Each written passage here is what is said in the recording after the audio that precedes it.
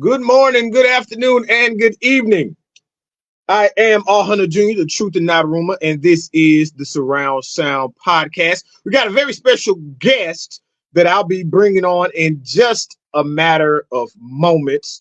Just real quick, make sure you go and follow us on all socials. It's a lot of you guys that'll be following and viewing this from Instagram, Facebook, and YouTube. Make sure you of course, throw in your comments for our guest. If you have any questions for me, of course, we will try to get to those as many as we can. Nonetheless, our guest for today is a native of Tennessee, Memphis and West Tennessee to be exact. He is the founder and the curator of a very special Hip Hop Festival here in the state. It's going to be a few different places, man. You're going to definitely be able to check it out. His name is Jason the Hater. We're going to ask him why and how he got that name, and also how did he come up with the name of the Undugu Hip Hop Fest. We'll go ahead and then bring him on in. Okay, let's bring him on, Mr. Jason the Hater. What's going on, my guy? Hola, sir. I hope life is treating you kindly today. Okay, so for everyone viewing, this dude is a character, okay? This dude is a character. But to answer your question, Jason, I am absolutely awesome. It's sunny outside. I don't know. I heard in Memphis it snowed a little bit or something like that. I saw ice on I my didn't car. Did you I see didn't ice on see your car? any snow. It was plenty of ice this morning that I had to defrost before attending work. But it is sunny outside, and I hope it's drying up some of our grass Yeah, outside. you go drive the grass. Yeah, I gotta have No practice. doubt, no doubt.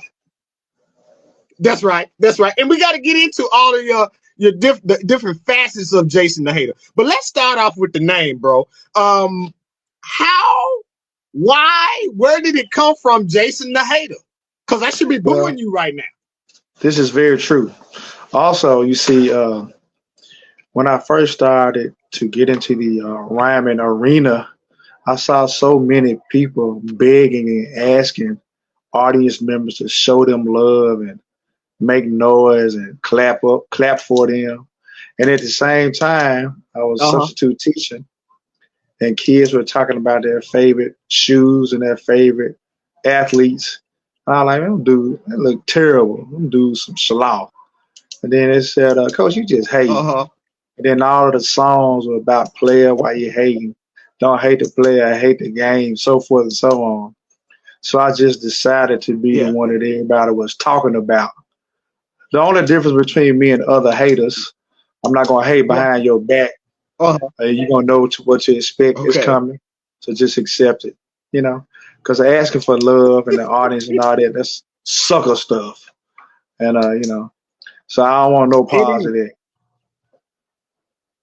Okay. I get it. I get it, my brother. I get it, my brother. Um, Hater, Yes, sir. okay? So we both are esteemed graduates and alumni of the mighty Ware Haven High School. Um, what do you? No doubt Okay, about it. you rep. Go ahead. I can No dig it. doubt. What do you All do day. in Ware Haven? Aren't you currently there in a capacity? Well, yes, my job description is to I teach the art of following directions. Do what I say, when I say, how I say, and only if I say. Everybody needs a somewhat of a disciplinarian coach as you are. So yeah, I definitely understand that. That is a valuable art. Correct. We need more and more people like that. This is true. This is true. Um, with that being said, don't you coach a sport? Currently, I coach softball here at Whitehaven High School. I coached football for about 20 years up until the pandemic. The good Lord Hmm. blessed us to be successful and win some big Yes, time games. And no so doubt. now uh, I moved to softball and in attempts to uh, build something here for our young ladies as well. It's a work in progress, but now if we ever get women's flag football here in Memphis, like they do have in some high schools, we'll try my hand at that as well. That's awesome. That's awesome, brother. Um, Real quick, because we definitely got to get into the Grizzlies. We got to get into the Super Bowl. We got to get into Undugu Festival and so many other things. But real quick, sports in the Right, in the in the women's sphere is growing by right, leaps and bounds. all right. What um, information? What type of currency would you give to a young lady, a young woman that is possibly thinking about getting into the sports arena? Well, I would like to say that for the young ladies who are aspiring to be a well-rounded individual and a person, that they should dabble in sports because it'll be just partaking in being around others and what's the word I'm Mhm. looking for in team sports and being able to deal with so many different personalities and emotions and all that type of crap, and then going through sports to be mentally tough, practicing being mentally tough could be something that can spill over in life. And when you get Yeah, 20 and 30 years old, so many women try to start running and exercising. It's too late. They need to start early. The earlier the better. That goes for all people. this is very true. This is very Very true true. because I Very true. know. Yeah, because I do the same exercises that I did when we were on that football field. The same Correct. stretches. Calisthenics, Right. push-ups, sit-ups. I mean, it's like ingrained. Like that's what I need to do to warm up my body. And you are Right. very, very, very true. Yeah. Very So correct in that. sport It'll sports. It's something that Many will flow. sports and team sports is a microcosm of things that are happening in life. So the earlier you get to it Very, and practice and train, the better it'll be for you outside of sports, very, in my very true. opinion. Okay, so Jason, Memphis has a long line of rich musical tradition. I'm talking This is about from true. the Rufus Thomases to the BB Kings, coming on down to Stax, just up the way from you, uh, the home of Tina Turner. I Correct. also realized here recently, Gil Scott Heron spent a lot of time in the Jackson area, which is in West Tennessee. Not Smokey even to Robinson. mention, 3 Six, Ball, MJG. What you say, Smokey Robinson? Smokey Robinson. His grandmother's from Orange Mound. He spent his summers in Memphis. That I did not know. So we're gonna add him onto that as well. And then I mean just Tennessee period with country music here in this area. I mean, up and down I-40 is nothing but music. But what would you say were your influences to get into the music scene? I'm glad that you asked that question.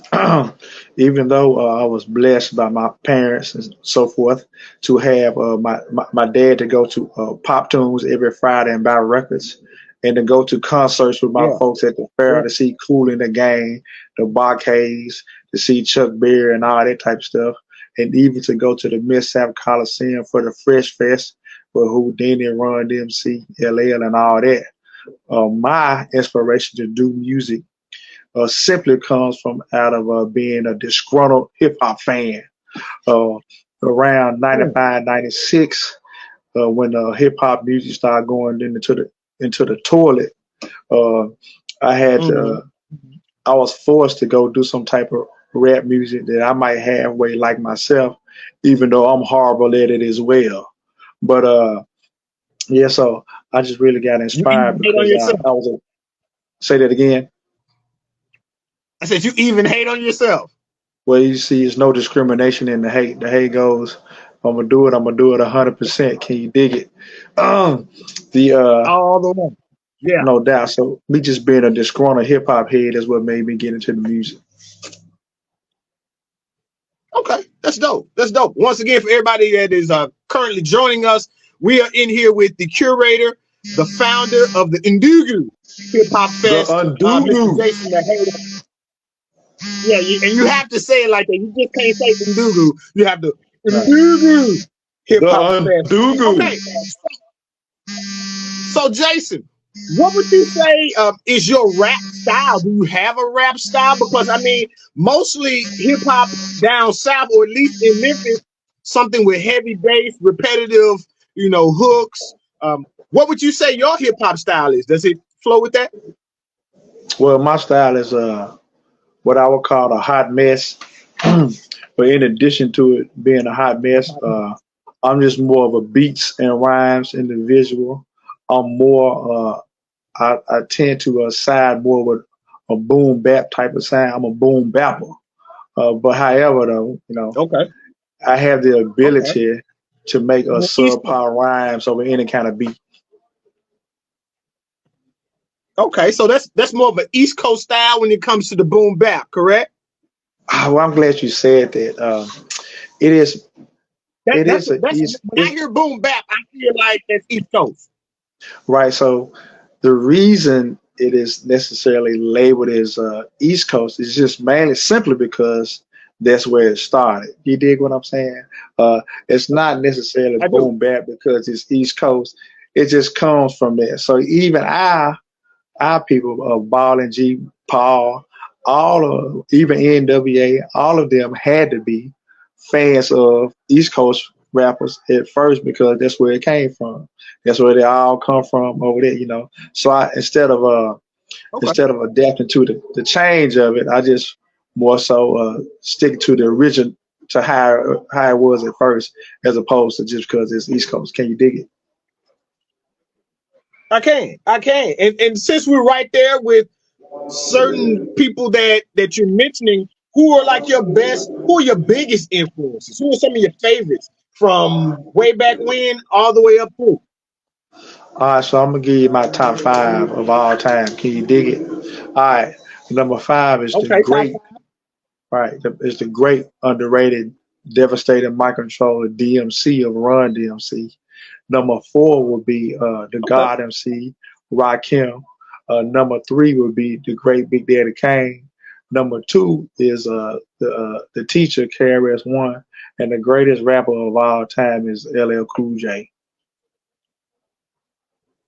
Wow. Yeah, I'm definitely gonna hate Now, on that. okay, Boo. now, I'm and hating on now that. now let me give you my top Southern rappers, right? That is Okay, we can rock with it. Ball MJG, Scarface, the DOC. Mm-hmm. Those my top Dallas, Southern. Texas is very own. Correct. Dallas, Texas, very own the DOC. Now DOC barring car accident will be a top five, top 10 rapper of all time. I've heard. I get it. Um, maybes and kindas. I get it. I've heard that DOC is awesome. That's just like a little bit before I really started, into the music. Like my Okay. top five is somewhere between uh, um, DJ Paul, CeeLo, Andre 3000. I can throw in some Jay-Z and Biggie. Understood. And maybe just on the outskirts, I throw in J. Cole and Tupac. But hey, that's just where I am. I Let's got you.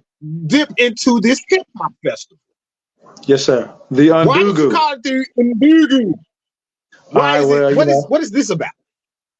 so I was performing at this place very often called the House of Mtenzi in Memphis. And Mtenzi is a Swahili word. I believe it means art. I may be wrong. However, I just like the sound of Mtenzi. So a guy, DJ SP1 from Chicago, called me. He said, man, you should throw a festival Yeah. in Memphis. I'll bring the crew down. We have Uh huh. shirts, so forth, and all that. So he said, you got to find a name for it. So I Mm-hmm. went down the Swahili words and I saw Undugu. and Undugu means brotherhood. So I said, well, it got a good meaning. It sound funny. They'll laugh when I say it, but once I tell them what it means, they'll be like, oh. So that's how I came up with the Undugu. And it's also close to They'll be like, oh. underground. It look a little bit like it might mean some underground, but it just means brotherhood. Okay, so basically it's the Brotherhood Hip Hop Fest. Yeah, something like that. In translation, however, I think that's dope. Right. I think that's dope, though. Hater. I think that's dope, though. If it's one thing that I think hip hop music right now currently needs, it is brotherhood. When it comes to just thinking about it in the last 5-10 years, I mean, just in Memphis alone, with certain, I won't even get into it, but with certain deaths of epic proportions, correct. That is definitely something that is definitely needed. Okay, so what are the dates? Hold on, wait. Let me bag back.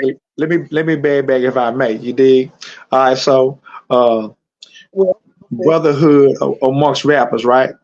Now, what the common thing has to be is being able to be competitive and be respectful in the same light. You don't got to like each other. You don't have to like one style. But as long as you have an understanding that it's just rap. So my issue is these folks are in the MCing business, but their beef is not handled through MCing. It's handled through some real in the world type stuff. But it has really nothing to do with the music. You dig what I'm saying? So that's my issue. You know, it's kind of they don't have skills in conflict resolution. Can you dig? That's what we more so than brotherhood. We need skill in conflict resolution. I definitely feel you on that. I'm with you 100 grand, my man. That is exactly what we need. It's a lot of people that have a lot of emotions, about another individual, and then next thing you know, it spills over and possibly other lives are taken. So I'm definitely with you on that. And what are the dates of the Undugu Hip Hop Festival? The Undugu will be Memorial Day weekend, May 25th through the 27th. It's 3 days of the elements of hip hop, DJing, MCing. We would like to add some b-boying, but we're looking thin on the b-boy scene, or I haven't been able to contact many. But I would like to involve that as well. But the main event at the Undugu Hip Hop Festival is the Monday morning co-ed flag football game, which is really the main reason that I threw the festival, to have an excuse to play a football game. But now you've incorporated most of the elements of hip hop, and now it all work out. I mean, just by chance. I ain't got no complaints about it. I'm not mad at that. Real quick, what are the rules for the Undugu Hip Hop Festival? The Undugu Hip Hop Festival, got one major rule. When you come to rap, what's that one major? Do not come rapping over your words. I don't want to see not a damn person rapping over their words. Now, this is a hip hop festival. We don't do no. Some people have asked me, could they come do? It's not to be disrespectful, but this is not time. This is not a poetry set. It ain't an R&B set. It's beats and rhymes. Not R&B. Beats and rhymes. We come to rap. And we want to hear you rap over some instrumental. Rapping. And that's an excellent segue, because the versus battle, right, had people rapping over beats. I mean, rapping over their rhymes or rapping over lyrics in the locks and hip set, right? Okay, so see the vision right here with me. I posted 3-6 Mafia and Wu-Tang Clan would have been a much better versus battle than 3-6 Mafia and the boys from Cleveland. Now, the reason why I say this is because both had in-house production. Okay. Wu-Tang Clan had RZA, Paul and Juicy with 3 6. Then on top of that, they had, I'm talking about, if you take the energy from these two groups, it would have blew the roof off of whatever venue they were in. Now, I posted that, and then you tell me that I'm wrong. So you hated on me. Why? Well, Or number who one, would you say would be a better versus battle? well, whether you did something right or wrong, I hate on you. That's number one. Exactly. Number two, That's number one. 3-6 is 3-6 gonna rap over their words. You know, they say there's a difference between bumping and spitting. You did. I think 3-6 more so bumping than they are spitting. They bump. Wu-Tang more spitting, but Wu-Tang gonna Okay. Wu-Tang is Wu-Tang gonna do more. They're gonna do, you know, they might, hopefully they will rap over there. They performers, you know what I mean? I think 3-6 more, you know, they crunk, but I don't know if they're more so performers, you know what I mean? So I seen Method Man alone as a performer is a different type of dude, you know what I mean? And it just depended on where they would have done it.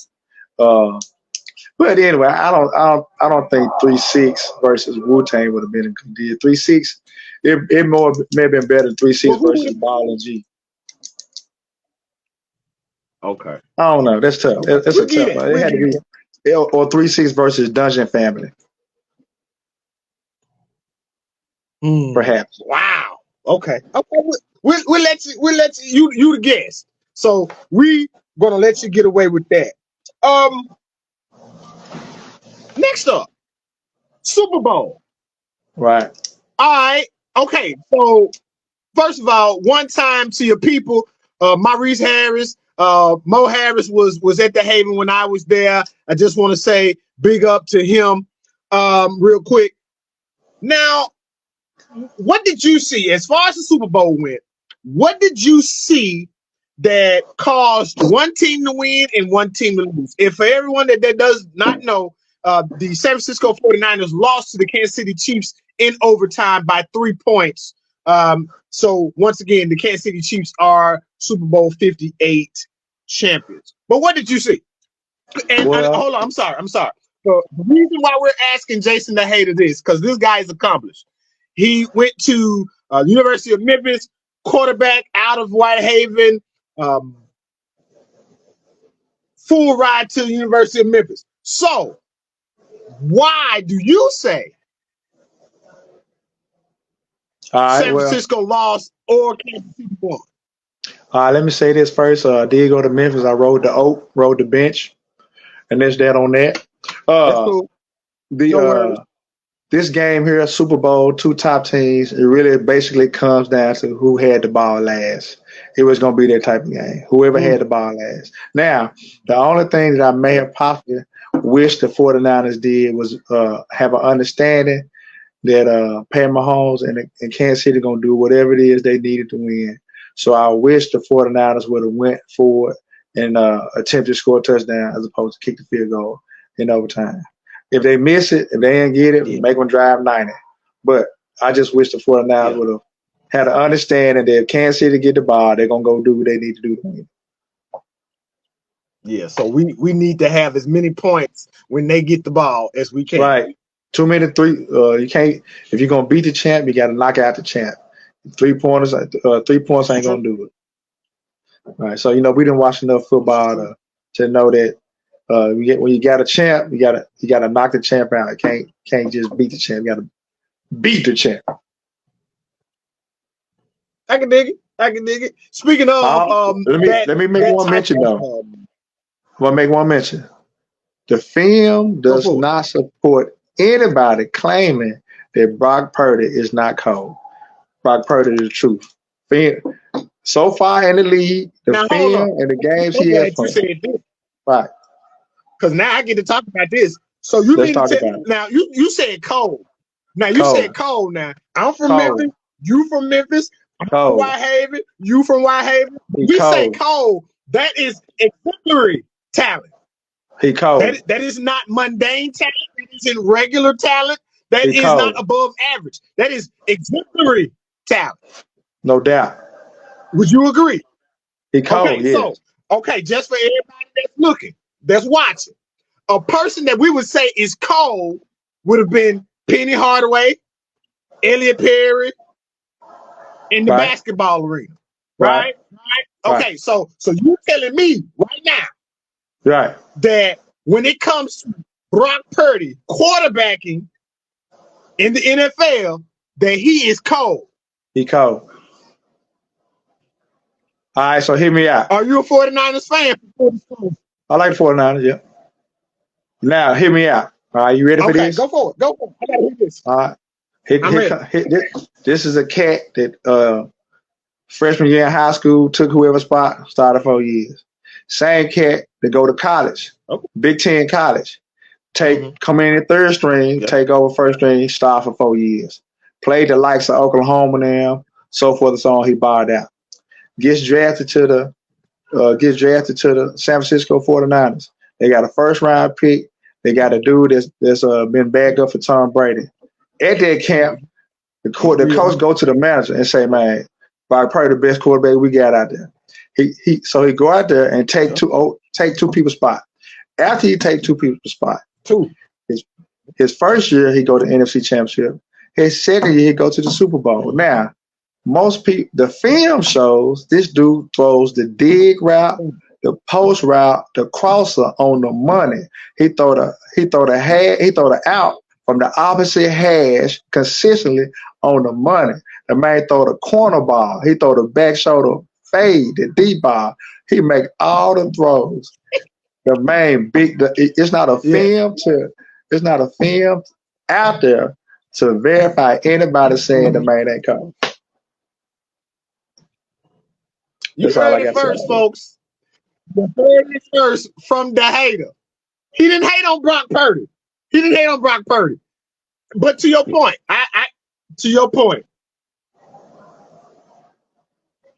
you ain't lying. You are not lying. There is still something though that guy is missing. Experience. I don't know what it is, but just experience. That's it. Okay.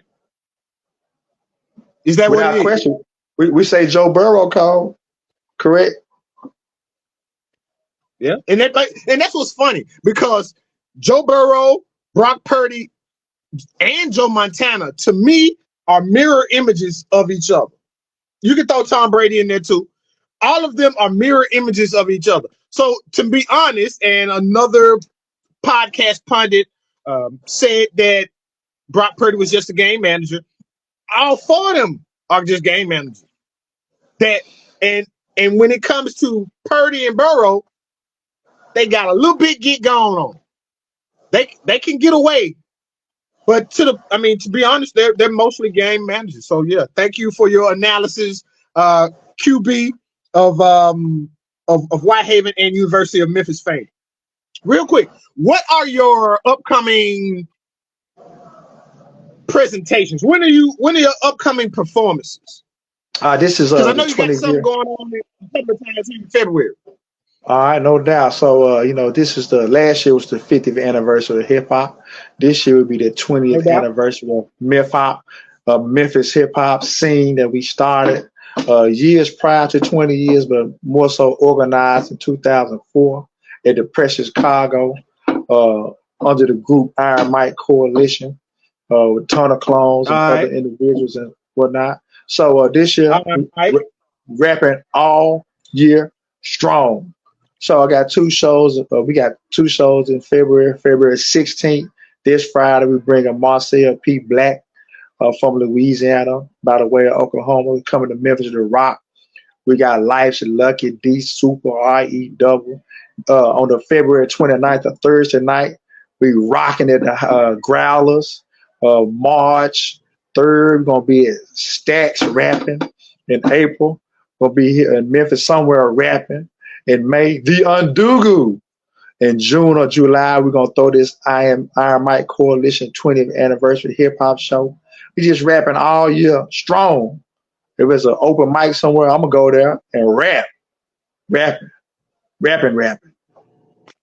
This is okay. So let me say this. This is what's funny to me about you and and when I say funny, I mean how I feel about what you just said and what you're talking about.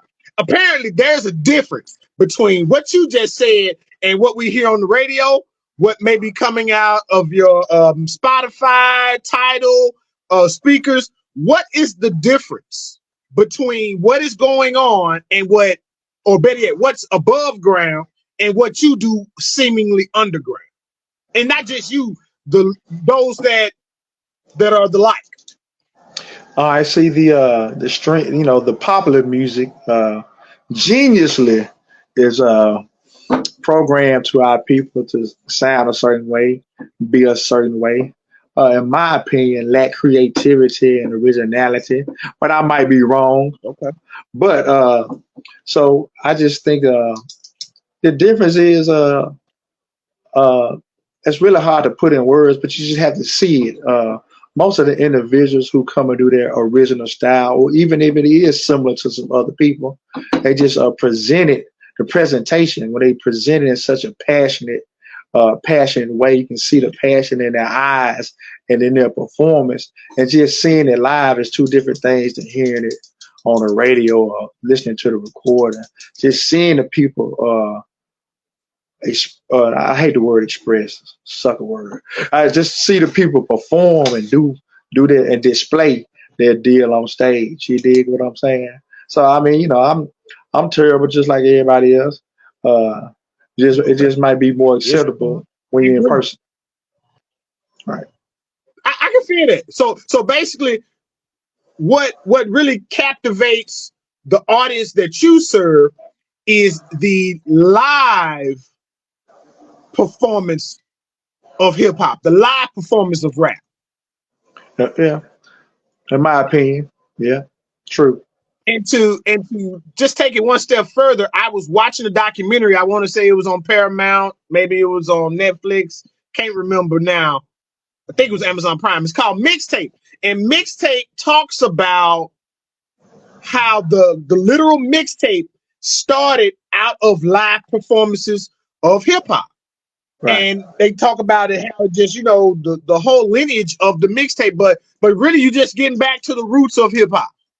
Right. What you say? I also would like to make mention that even though I present a different style, years ago, prior to the pandemic, my goal was to infiltrate the gangster rap scene, in which I did. And I went and I visited the places where people who kind of do gangster rap more consistently get on the mic. So I went and I infiltrated those places like the Lil Chat open mic, so forth and so on. Lil Chat loves me. I like to say that out loud. And many of the other individuals, many of the other individuals, just because, I went fellowship with them, great people. We all just have a passion of doing our thing. And, they liked what I did. I don't know, it was terrible, but they liked it anyway. And, so I'm just what Rakim would call a mic fiend. You know what I'm saying? I was a fiend. No question about it. It's a real thing. You dig? I'm with you on that. Okay. It was so many different places I wanted to go. Time is slipping away from us. But one thing I knew above everything else, I had to ask this question. Years ago, and you work with young people. Years ago, I saw you post something. It said, grown people, and I'm paraphrasing. It said grown people or adults do not allow kids to curse around you. That stuck with me. The hater. That stuck with me. And I finally get a chance to ask you this question. Why is that so crucial to you? Uh, Two of the most detrimental things I have observed, in my opinion, and being around youngins, is the usage of profane language and the N word. Horrible. The communication skills is ridiculous. Now, most of our conflicts that we got from social media and in person that start the fights come from them not knowing how to talk to one another, all that cussing and so forth and so on. Even one of the other worst things is parents coming up here, going to different places, cussing out authority figures, just because stuff ain't going their way. It's just part of horrible communication and not being able to be persuasive in conversation and getting what it is you want and desire. So when you don't get your way, you use foul language and aggressive language, which all ends in conflict. But being around grown folks is a respect thing. You dig what I'm saying? We had different ball games and arenas, and it's just a respect thing. We don't show respect at any level outside the house, in public, to authority figures, to managers, to bosses, to one another. It's our language is jacked up. Even in a lot of the podcasts, a lot of the videos that these people have, just loosely saying, I mean, in reality, you can say and do whatever it is you want to do. But I mean, in theory, you can. But in reality, it's a consequence for everything you do. I mean, it's like you shouldn't be able to cuss in front of grown folks. It's like a stripes thing. You don't just automatically go up in the rankings. You got to earn your way up. So you can't just be earning your way just to talk to grown folks the same way they talk to each other. They ain't on the same level. I asked this question many times to a high school. I said, is your brother and sister that's in elementary the same level as you? They always say no. So why you think you and grown folks on the same level here? Make it make sense. Just a respect thing. Yeah. I can dig I can definitely dig that. I can definitely dig that. When I read that and saw that, it was powerful. I mean, truly. I mean, all jokes aside, I know the hater is a it's a cloak. It's something. It's a character. But for you to say that, it's not a split. It's not a. It's one. It's one person. There's one thing. Okay. But on a serious note, for you to say that, it really made me think and look and like, they don't need to be cussing around me or any other person that is of age. And like my sister said, buying their own toilet tissue. She said you're grown when you buy your own toilet tissue. I don't know why specifically toilet tissue, but hey, that's what she said.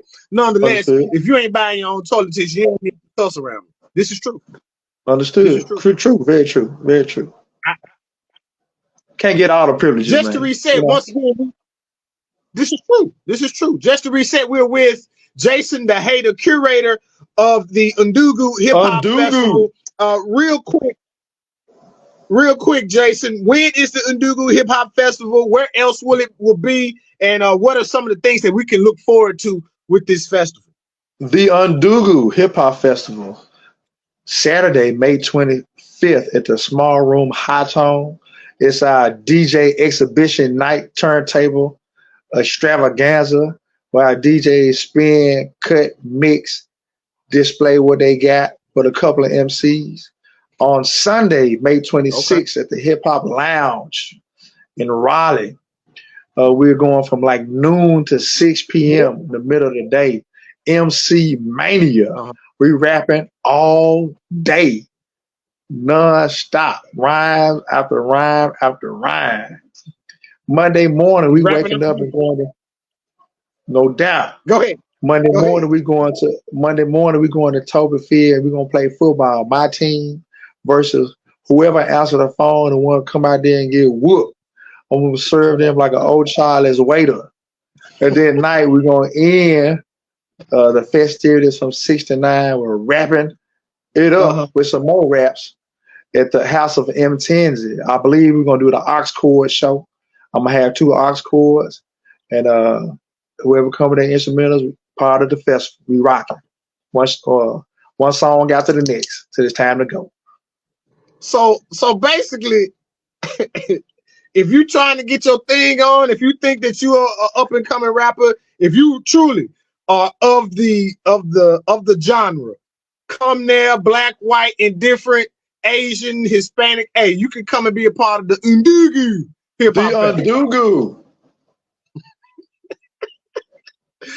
All right, hey, Jason the Hater. It's been a, you know what? I hate the fact that you came on this show. I feel like I need to boo you right now.